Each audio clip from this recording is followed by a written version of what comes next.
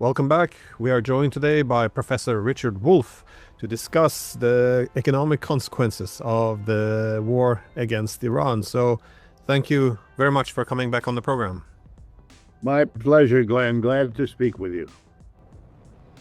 So this war against Iran, it's obviously, it's not this quick weekend war that Trump had envisioned.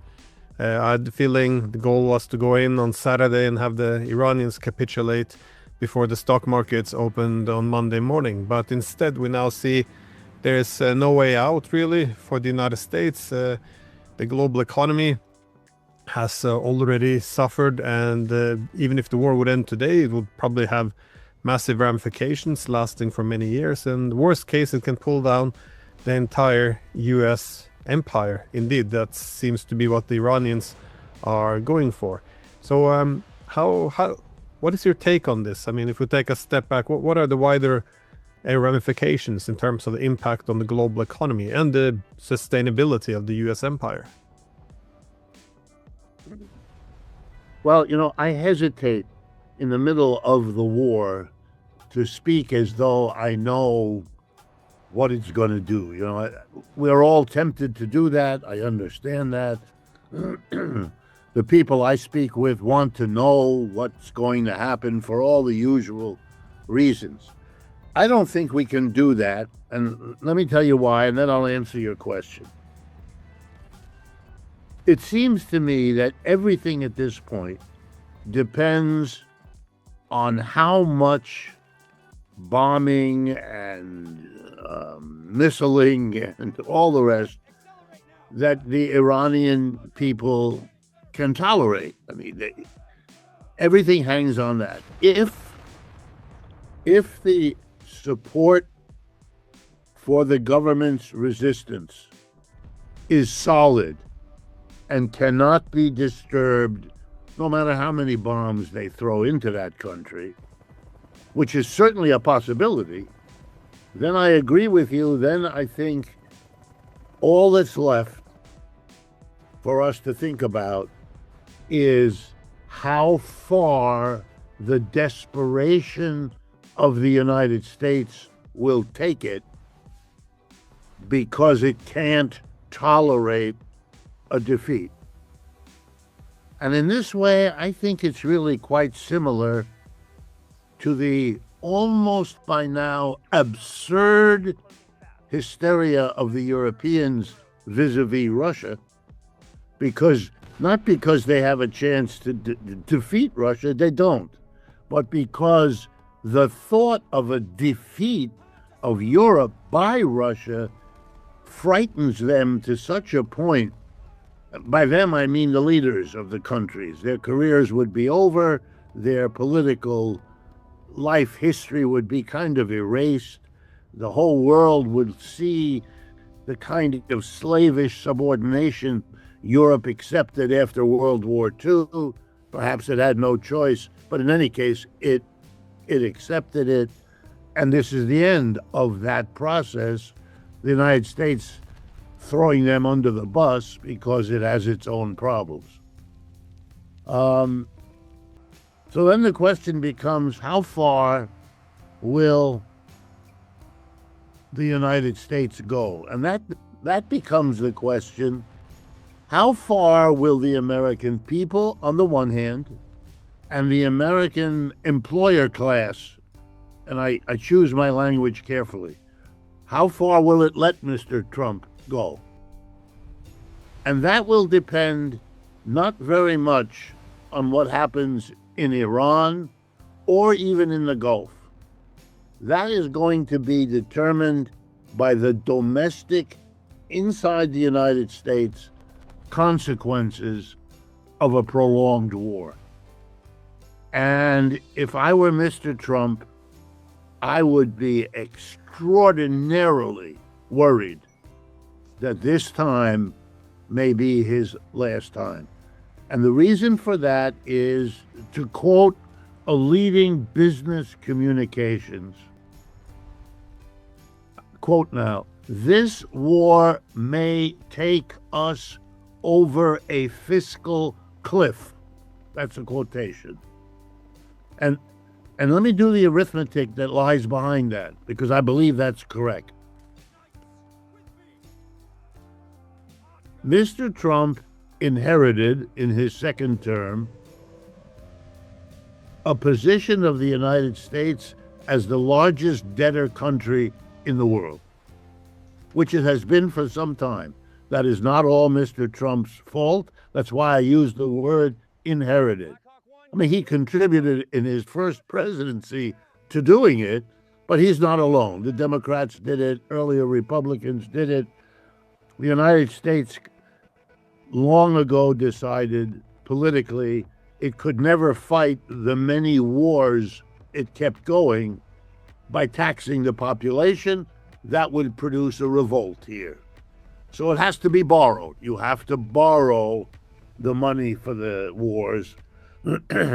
And you could do it. You had a world that put its money in the United States, happy to lend to the U.S. government, considered the safest possible way to hold your wealth, and it paid interest.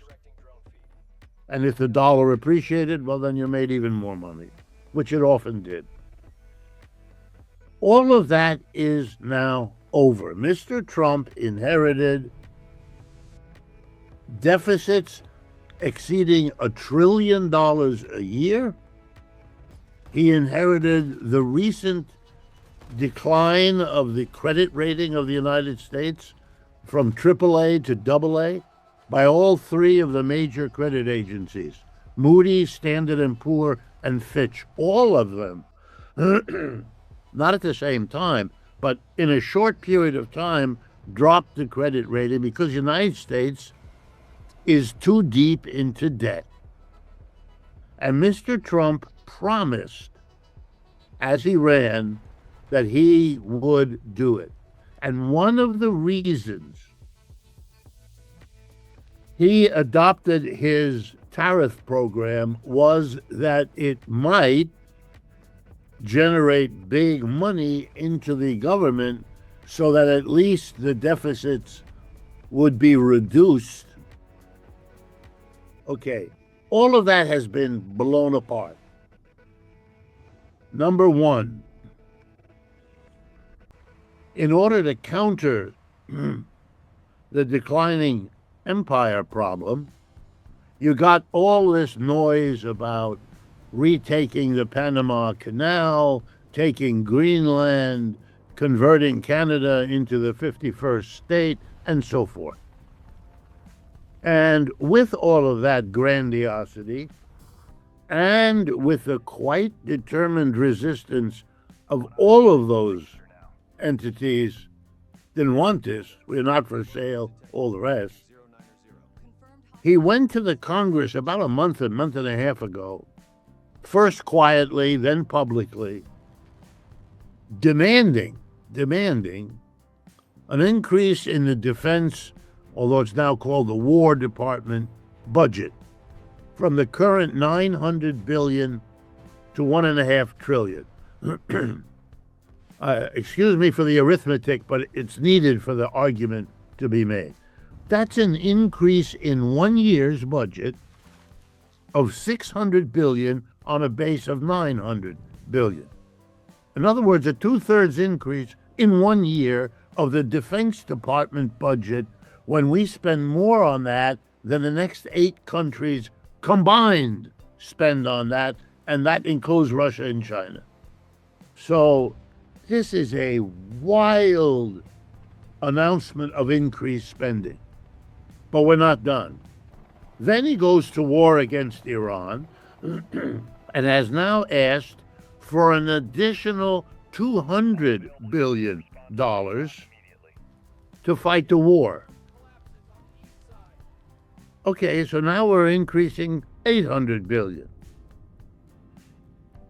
The only increase in revenue to deal with that were the tariffs, and the Supreme Court has ruled that those were illegal and unconstitutional, and the companies that paid them, importing companies, have now gone to court and are demanding refund of that money, and I don't see how that can be refused. If you're taxed and the tax is illegal, It has to be returned to them. So there's no increase in revenue and an $800 billion increase in military outlays. This is impossible. What this means is that the government will go into the credit markets and try to borrow an additional $800 billion on top of what it was already facing as a deficit. And it will do that at a time when its credit rating is lower than it has been for most of the last century. Here's what I expect. It will not be easy to borrow. And for sure, it will be necessary, unless something new happens, to pay higher interest rates if you're going to be able to borrow. So how interesting with this logic that yesterday Axios and other important news agencies of the business world announced that the people who keep track went in the last 2 days from a 0 probability that interest rates would be raised by the Federal Reserve to about 26, 27% odds that we will have increases this year, not the decreases that the stock market had priced in over previous 6 months. If you remember, Mr. Trump has been trying to get rid of his own appointee, Mr. Powell, at the Federal Reserve, in order to get lower interest rates sooner. At this point, no one is thinking that you couldn't possibly lower interest rates now. Everyone in this country is worried that what's going on in the Middle East will mean oil and gas prices will stay elevated and that will work its way through the economy and give us another inflationary bout, and therefore interest rates cannot be lowered. That puts the United States in an impossible situation. We have a renewal in the debate on Wall Street about the likelihood of stagflation, a recession and inflation at the same time, which we call stagflation, which we've had before and which we can have again.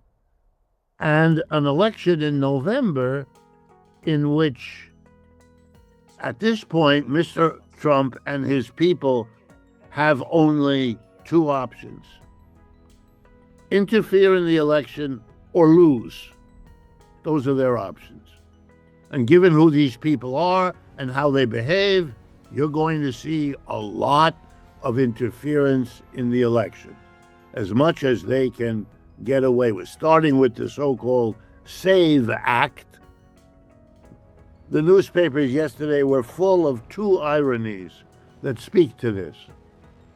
Number one, that in the Florida state election for the state legislature of Florida, which was held yesterday, Mr. Trump, who was in Florida during the day, chose to use a mail-in ballot to cast his vote. He has stimulated a bill in Congress that would end mail-in ballots, using the argument that they are illegitimate somehow. Even more important, the election for the state assembly in the district that includes Mar-a-Lago, that's where Mr. Trump voted, for the first time in many years, voted for a Democrat and not for the candidate of the Republicans who had been endorsed by Mr. Trump. So he was defeated right in his own neighborhood. These are all terrible signs for his lack of popularity and the desperate situation they are in. Meanwhile, last point, the 2 issues that were supposed to be pushed off the headlines by this war in Iran. Namely, Epstein and the scandal there, which is far from over, and the economic problems of a vast majority of the American people. Those remain unresolved, unsolved, worsening literally by the day. And how long he can distract from that with the war, I don't know. But I think he is seeing this as his only hope. That he got a little bit of a boost by snatching Mr. Maduro out of his bed at night in Venezuela, and hoped somehow Iran, as you put it, could be a parallel piece of political theater. Bottom line, is not working at this point at all. But again, everything depends on the solidarity of the Iranian people behind their government, and I can't speak to that. It's not anything I know in any direct way. Well, I think that's an excellent point to make, though, because a lot of the predictions being made is premised on that we know how this war is going to end. But even if we see the trajectory it's going now, it's still based on a lot of assumptions, which we can't be certain about. So, as you mentioned, well, for example, it's possible that the Iranians are exaggerating the missile stockpile they have built up through these tunnels. It's possible that they don't have the industrial capacity to keep replenish the stocks as it's assumed. It's possible that the resilience of the political system after killing all these leaders is not as strong as one would think, especially the institutions. And as you said, also it's possible that this societal cohesion is not also as durable. I mean, at the moment they're pouring into the streets in support of their government, but this could change. So I agree that if the US is able to defeat the Iranians, this will be a massive victory for Trump, because every American president for the past 30 years, I think, has considered attacking Iran, but never done so because it was too risky. So of course it could revive the US empire. It could strengthen Trump's position. However, if it doesn't play out, I mean, this is why it's such a dangerous gamble, which appears to be going the wrong way. Then it's going to be devastating for Trump. His support will plummet, and also it seems that the position of the U.S. empire can also dramatically be affected.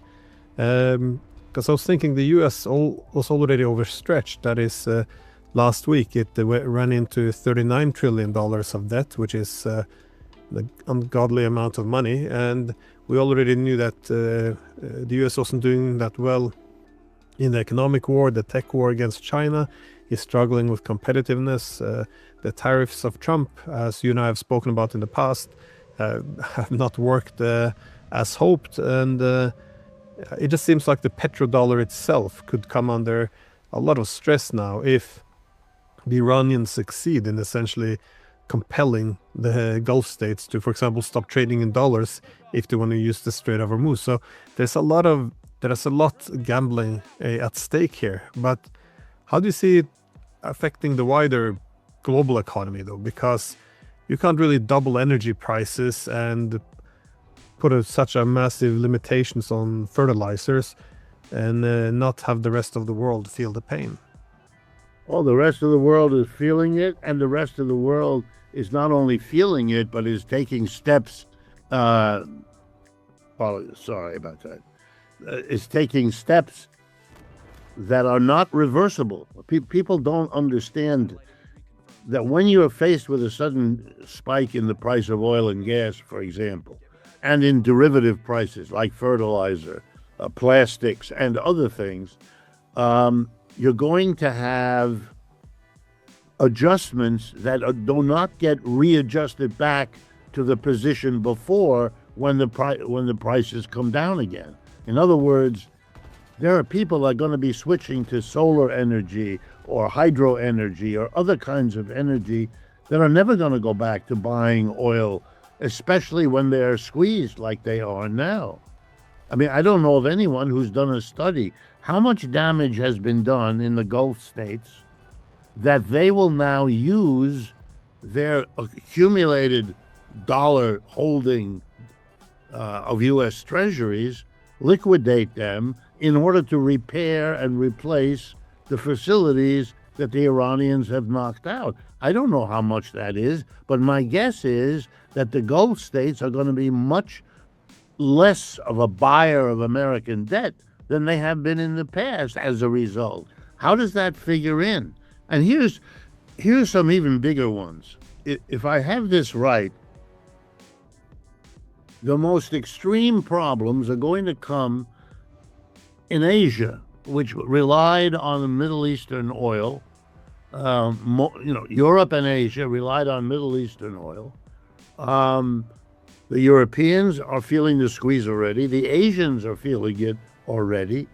I believe it's the Philippines that has already now put limits on the amount of gasoline you can get into your vehicle each time you stop at a gas. In other words, they're beginning to control the supply.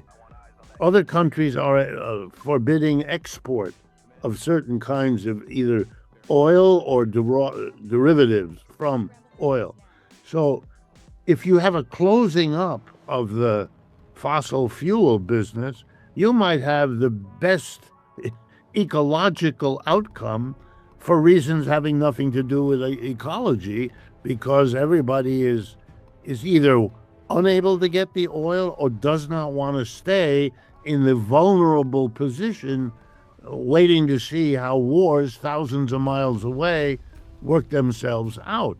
And then when you remember that the United States, as you rightly say, has been antagonistic toward Iran, and may now become so against some of the Gulf states, depending on how they go in this situation, is very, very dangerous. Let me introduce a couple of more. Iran has an immense long border with Russia. On one level, I don't want to over-exaggerate this, but it would be naive not to think it. It doesn't matter what their capacity is to produce missiles and drones, because Russia can supply them with all the missiles and drones they could possibly need or want indefinitely. And one of the reasons Russia can do it is because China has a big, long border with Russia. And so moving these things from the manufacturing powerhouse that is China through Russia to Iran, the mechanisms for that are already in place. The trade that runs like that has already occurred. So the United States has to wonder not just about the capacity of Iran, but of the willingness of Russia and China to support Iran. It's a little bit like Russia had to calculate what is the power that we face against Ukraine once it became clear that the United States and Western Europe was going to help Ukraine with missiles and drones and everything else. In order to answer that question, you have to wonder what's going through the mentality of Russia and Chinese leaders as they confront. And my fear is that what Russian Foreign Minister Lavrov said yesterday, he was quoted as saying lines to the effect that this is the beginning of World War III. Okay, put aside for a moment the shock value of, and there are others who have been saying that too, but here is the leading figure, one of the people closest to Mr. Putin for many, many years, saying that in the minds of the planners and thinkers there, we're not dealing with a localized event. We are dealing with a global event. And if it's a global, and if it's even vaguely World War III, then Russia and China cannot then logically step back and say, that Iran will have to rely on its own capacity to produce weapons. That's not going to happen. The stakes are much too high to make that assumption.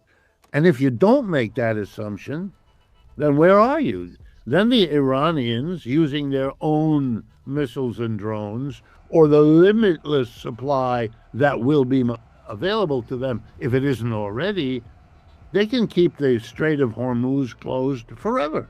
They can keep lobbing drones and missiles onto the Gulf states, not just the American bases there, but the desalination plants, the electric plants, the energy facilities, and on. Who's going to stop them? The Iron Dome hasn't saved Israel from all kinds of damage done by the missiles from Iran, and the United States can't either. That's why you get the crazy proposals from the likes of Lindsey Graham and other marginal characters here in the United States. They're advising Mr. Trump to use nuclear weapons, either to destroy Iran, literally, or else, the best one I heard last night was to widen the Strait of Hormuz by dropping nuclear weapons into that area. I understand this is all crazy stuff, but it's crazy stuff that's becoming part of the discourse because you have if John Mearsheimer is correct, and I know you have him as a guest and you know him well, then he has said from the beginning, there is no way out of the Mr. Trump has no way out. And the implication of what Mearsheimer has said all along is that don't do this because you won't have a way out. And Mr. Trump did it anyway. And so now we are living with what it means if he has no way out. But I'm telling you again, and I would stress it, he will disappear, politically anyway, when the internal fiscal disaster hits here. If he can't prevent the election, if he can't control the election, and if he is defeated, which he will be if he doesn't prevent it, at this point, no question, then the question becomes whether he will go or not. And then, and that's where we are, then the issue becomes the American military establishment. Where will they go? Because you will have reached a point in which the country is split 60-40, and the only conceivable control mechanism becomes the military. And then who knows, because he is busily creating his own military. To give you an example, the refusal of the Congress to fund the ICE, the private army that they created to deport immigrants, they have now brought them into all the airports here in the United States because the budgeting meant that the people who process you at the airport are on strike effectively. They're not working because they haven't been paid, because they can't resolve it. The Democrats won't let it go through. So Trump has decided to use ICE at all the airports. Okay, that's an expansion. The private army is now committed to deporting all the bad criminal immigrants, and now they're also in charge of security at all airports. You understand, they're becoming an alternative military police apparatus, and they will be called in, and you can be very sure that the rest of the military are watching this with great concern, because they are not reliable for Mr. Trump, and he has to deal with that, which he's doing. But the very fact that I speak to you in this way about this society already tells you something, that the global understanding of the United States as a place where you can safely keep your money is finished. That's done.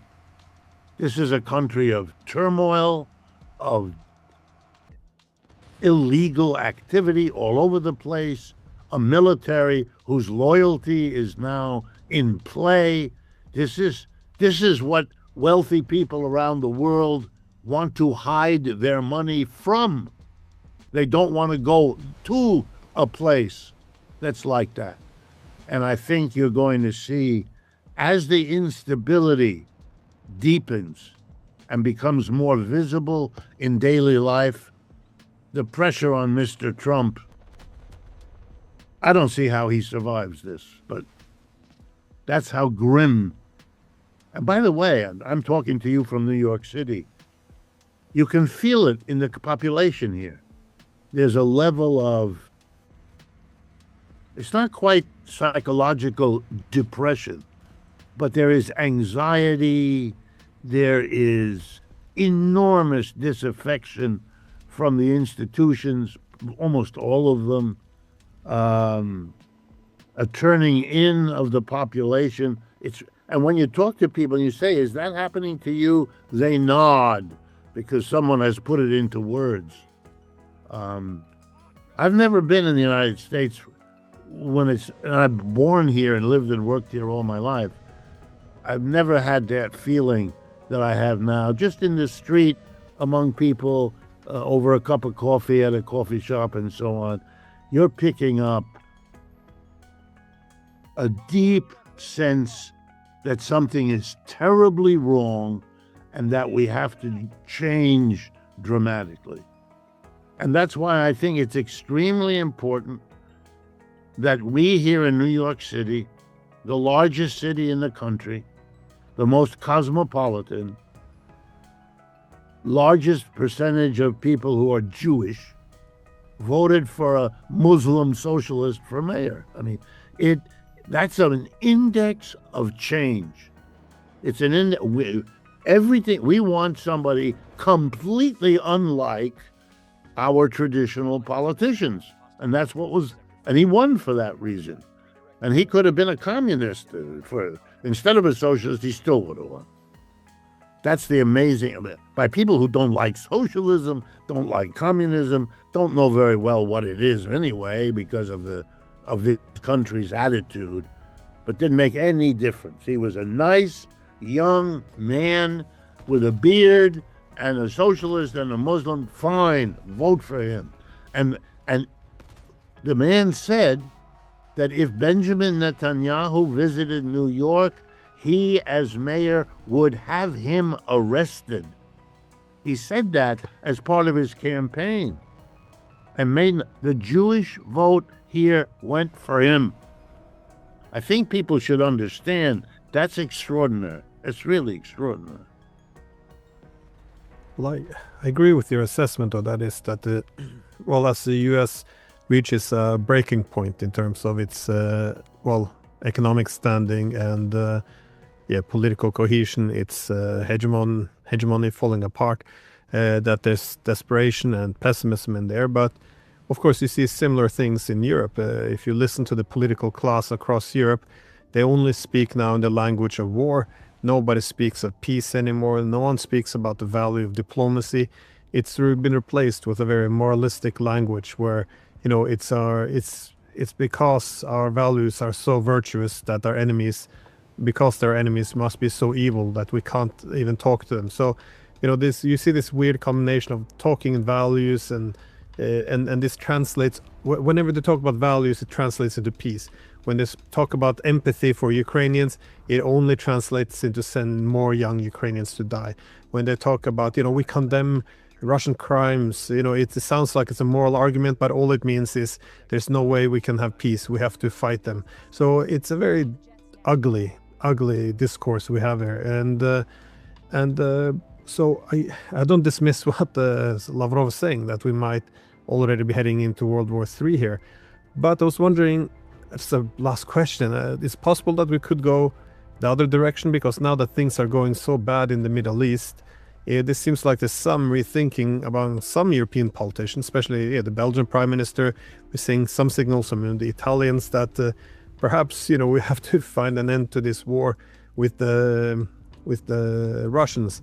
Even Merz, which is one of the biggest war hawks you have in Europe, said that the Israelis were doing our dirty work, is now starting to question, what's the off-ramp plan here, Mr. Trump? Like, we can't, how are we going to go down, what is actually happening? And he was positioning himself as the number one stooge in Europe who would, obey Trump. So do you see any off-ramp here, any way out from both of these wars?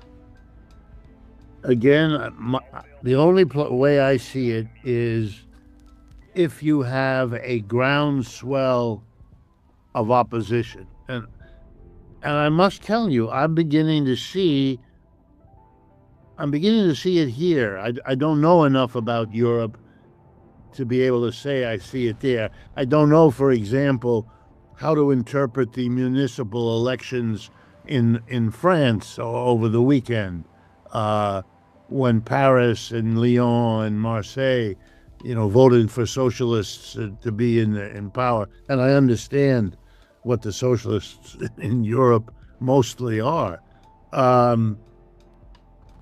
But here in the United States, let me give you some signs. The Democratic Party is a party that has a conventional centrist leadership and an active base that is much more progressive than that leadership. That's an enormous tension inside that party and usually immobilizes it. If they continue the way they have, then they may even lose the election this November because they can't overcome the tensions inside. But they might overcome it. Either way, they might hold on so that Hakeem Jeffries and Schumer and the Clintons, that horrific, from my judgment, horrific compromise center of the Democratic Party, they may hold on, in which case there's a good chance they will lose, and an even better chance that they will win and change very little. Bring us another Biden who will preside, things will get worse, and the next Trump will emerge 4 years or 8 years later. But there is a possibility, I didn't think it was there until the Mamdani election, there is a possibility that the progressive wing of the Democratic Party will become much stronger, much faster. They have the young people, they have the energy, they have huge numbers now. Just think of it this way. In popular opinion polls, the most popular politician is Bernie Sanders. He is that wing of the Democratic Party. There are serious efforts, I know that they're there, to put forward Alexandra Ocasio-Cortez as a presidential candidate. This is a young, vibrant, Hispanic American candidate. And she would be very successful, I think. Maybe more than others think, but I think she has that mixture of sharpness and likability that we need in this country for our politicians. And there may be a long-delayed explosion of the young, and here's why. Job prospects for new entrants into the labor market. We keep statistics in this country about that. How many people are graduating from high school or college, entering, looking for a job? How many jobs are there? That situation now is horrible. And I can tell you from my own students' stories, but I can tell you also from the official statistics. You have now 5, maybe 10 years of young people unable to get decent jobs in huge numbers, just huge numbers. People with college degrees making coffee at a Starbucks coffee shop and grateful to have the job, but bitter at the same time that their degree in, I don't know, biology or whatever it is they studied is useless to them. There are no jobs coming for them. If I can believe the tech people that I talk to, we are seeing the implantation, the installation of artificial intelligence in a whole raft of jobs for which college and high school graduates had always prepared to enter. Those jobs are disappearing. And that's going to get worse because we're just at the early stages of this. Now, there's a debate about whether this will really happen or not. I understand that. But if it does, this is going to make a bad job situation very, very bad. And traditionally, those have been the people leading the progressive challenges to power. That's how it was the Occupy Wall Street, which was the last upsurge, 2011, around that time. That was fueled by young people in crappy jobs, busy trying to change the world because the world had not given them the job and the life that they had been told they would get. Well, we are doing exactly the same thing now, only the numbers are larger. And I wouldn't be surprised if a strange event that I didn't pay attention to, you didn't pay attention to, like that group of straggly people. I'm speaking to you a walk from Zuccotti Park, where the Occupy Wall Street began. I could walk there in about 12 minutes from where I'm sitting now. The idea that a group of young people who put up a tent in a city park would start a national movement would have struck everybody as ridiculous and humorous and fantastical. I wouldn't be surprised at all if it happened tomorrow or something comparable. So, yes, the United States is following Mr. Trump at this point, but the majority don't do it willingly. The majority don't like him at all. The majority are voting against him in almost every election that we're having, major, minor, and in between. So all the signs are there of a tremendous disconnect. And I think Mr. Trump is going to have a harder and harder time. The whole world of business, for example, having gone through a year of agonizing adjustments, trying to figure out how you are going to evade the tariffs, how are you going to cope long-term, short-term with the tariff, and then the tariffs are all undone. This is a level of instability that the whole world recoils. It's anathema to operating a business, hard enough to do it if there's some stability. But the United States was the rock of stability. That's over. It will not, I don't see that returning at all. It's all fantasy at this point. Even the attack on Iran is an attempt to hold on. I've said this to you before. It's an attempt to hold on to an empire undertaken by people who themselves know that the wind is blowing in the other direction. That's why Trump will say, other presidents tried and they couldn't do it, and I'm going to.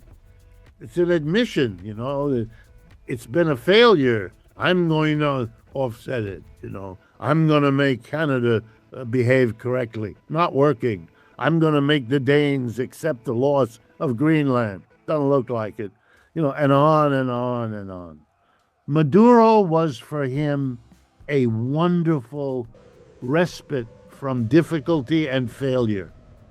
And I think, in a way that historians will have to check, that may have been the single most important objective, to do another Maduro, sort of, in Iran. You know, if you can't extract the Ayatollah, well, then use the Israeli approach. Get rid of him. Get rid of 2 or 3 of them. Doesn't matter. If you watch Mr. Trump's news conference yesterday, he virtually said that. We killed one Ayatollah, we killed another. We can go in and kill the next one. You know, like a cowboy, like a crude cowboy. And that is losing its allure, especially as people begin to understand that they are paying more for their car, they're paying more for their home, interest rates may go up, the job situation is so grim, and all he gives you is war. And remember, he ran as the anti-war candidate, and it's becoming so easy to mock him, and he has no answer. He just had nothing to say. I guess the big lesson from the Iran war is it's impossible to control all of these unknown variables, and that should also apply to the world economy now. There's no way to control this. No way to control it.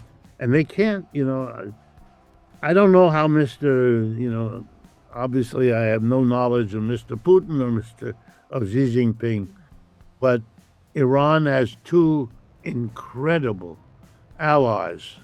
And if they think this might be the beginning of a global, then they're going to line up behind Iran. They're not going to sell Iran down the river. It would make no sense at all. And the joke that must pass among them is how ironic that what you, the West and America, did to us in Ukraine, we can now do to you in Iran. I mean, how could they resist? I think that's predictable as well. Anyways, thank you so much for taking the time. I know you have a class to teach, so I appreciate taking the time. Thank you. All right. Thank you very much, Glenn.